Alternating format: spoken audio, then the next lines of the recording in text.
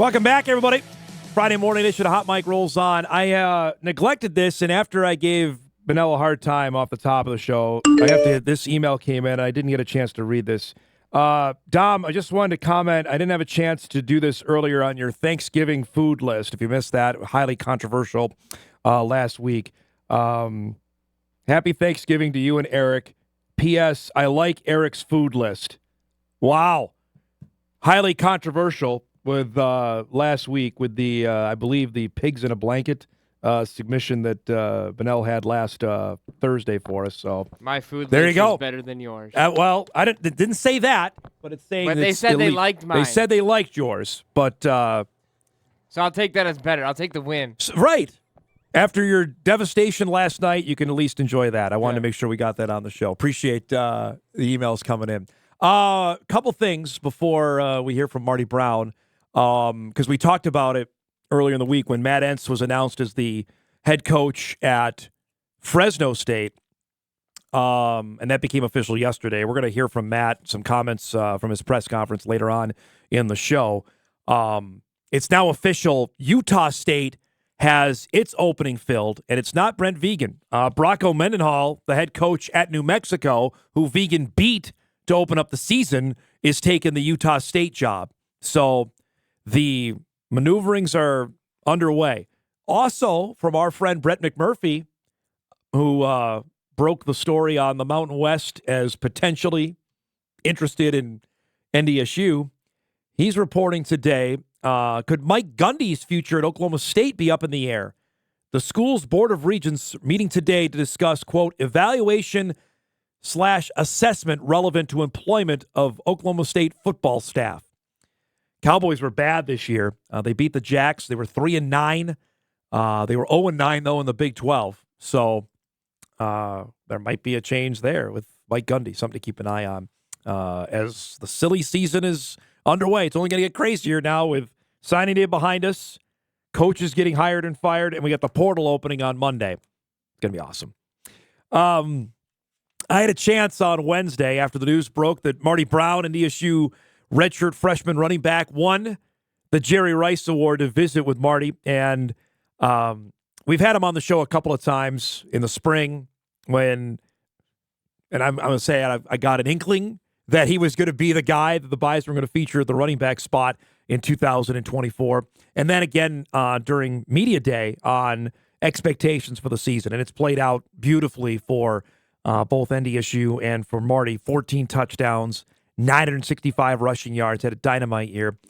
Likely going to become the first Bison tailback to get 1,000 yards rushing since Bruce Anderson did it in 2017, which is crazy to say that out loud. Because the Bison have had 1,000-yard rushers, but it's been quarterbacks. Easton Stick did it. Trey Lance did it. Cam Miller did it. Now it's looks like Marty's going to do that. So you're going to hear from him about winning the award, how he found out he won the award, and getting a chance to speak at the Green and Gold Collective earlier this week. Here's my conversation with Marty. Yeah, it was crazy. I just look back at what you're saying, like spring ball, coming to fall camp, and then to this season, I really just wanted to find a niche on the field. I didn't know how big my role was going to be, and I just wanted to do anything to help the team win. And just being here today is just, I'm really grateful. Was there a moment at practice or a game that said, "Okay, I'm getting it. Like I'm picking things up. I can contribute"? Is there a moment that sticks out to you when I say that? What was it? Townsend against them. I really felt myself being more comfortable and seeing myself contributing to the team more. So I know we talked how difficult last year was. Does that make it even more worthwhile of having to sit out last year to now where today is now? For sure. The build-up is what I needed. That's a blessing in disguise right there, just sitting out, watching how it's done by T-Mac, TK, BK, watching those guys before me, and, being here today is just really special. Okay, where were you when you found out? I was in my bed, just laying down. I was on the phone. I got done talking to my mom, and then she had told me herself. So she told you? She had texted me, yeah. Mm-hmm. What was that? What went through your mind when you got the text? It was awesome, seeing my mom, congratulating me for something that we all worked for, and she's always in my corner, supporting me day in and day out. So it the blessing. Is there some emotion with that? For sure. I know you're going to tell me it's all about your offensive line, but just describe this as it's not normal for freshmen to come and make an impact like this. How prideful are you of this, that you did this your first time playing? I'm very humbled and grateful, to be in the position by, being here at NDSU, being in the position here to like win and, contribute. It was, it wasn't really much about me coming in as like, I already knew that coming in, the O-line, the coaches are going to have my best interests, and me performing, that was, was nothing to do. One other guy from NDSU's won this award. It's Trey Lance. Now your name's with him. What goes through your mind when I say that? It's awesome being the same name as Trey Lance for this award. He did a lot of great things here, and his few years here, that was, it was pretty awesome, to be named a Jerry Rice Awards winner. So. I know your teammates have you already gotten a little bit of crap from your teammates, or what do you expect practice is going to be like? Yeah, I got a little bit after DC already. Attention's fine, but it's all good. I remember, it's ironic you're finding this today, because I remember 3 years ago today talking to you on signing day. I mean, does it all seem like full circle? Like this was when you made the decision, was 3 years ago today? Yeah, it was crazy. I was just looking back on signing day today, and just I remember getting my name posted on the Instagram like that and Twitter, and now I'm just here. Time does fly.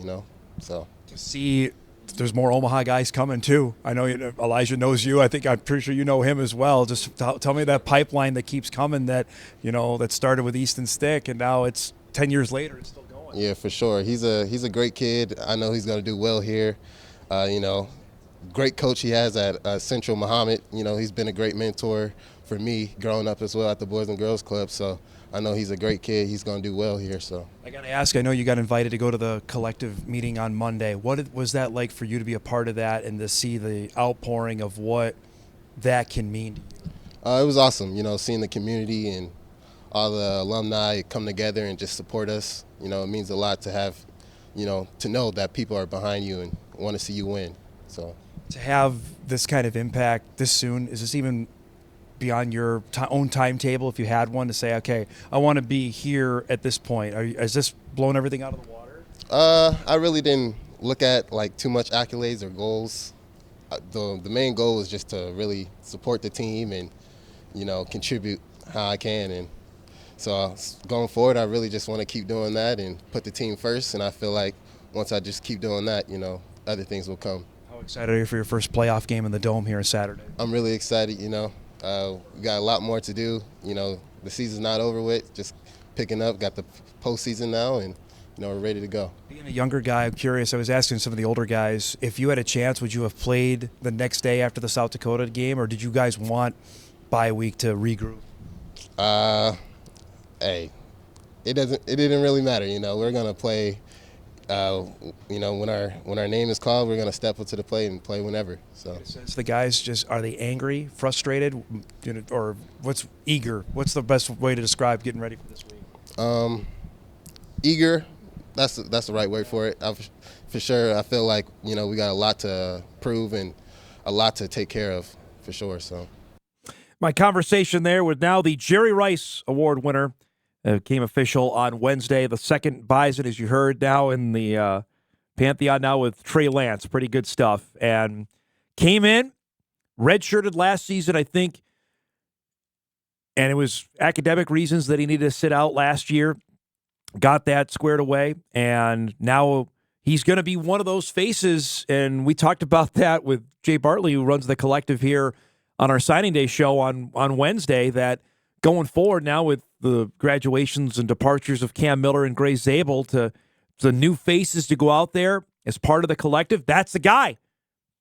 Tim Polisic said he wanted a running back on a poster. That's a heck of a poster to have out there with the Jerry Rice Award winner as your feature running back. And let's not be naive about it that the vultures will be out. Maybe they're already there to talk to Marty. It'd be naive to think that. It'd be silly. We've been down this road too often. We can't go and clutch our pearls every time. Like, oh, I can't believe that this guy is going to go or is being talked to. I mean, come on, let's not put our heads in the sand. That's not to say that he wouldn't go or will stay. But we need to at least have clear eyes and know that anything, as Kevin Garnett has said, anything is possible when the floodgates open on Monday. I think there were some that, when we heard Eli Green go, like, man, timing of it stunk. Happens. L. Evans left. Yep. Timing of it stunk right after the season. Happens. There's going to be more instances than not where just having a thick skin on this is probably the best. And the Cole Wisniewski news is the same deal. Yep. Money was exchanged. Services were not rendered, you could say. I don't blame people for being upset, being PO'd about that. That, unfortunately, there's more instances of that than you know of. And until there are contracts where, and maybe that's the next step the Green and Gold Collective takes, I don't know, that you're only going to get this if you play. That's a contract to me. Like, I have a contract. I do this show. I have other responsibilities as assigned to by WDAY, right? And failure to do those, there's going to be repercussions from that. And money is exchanged.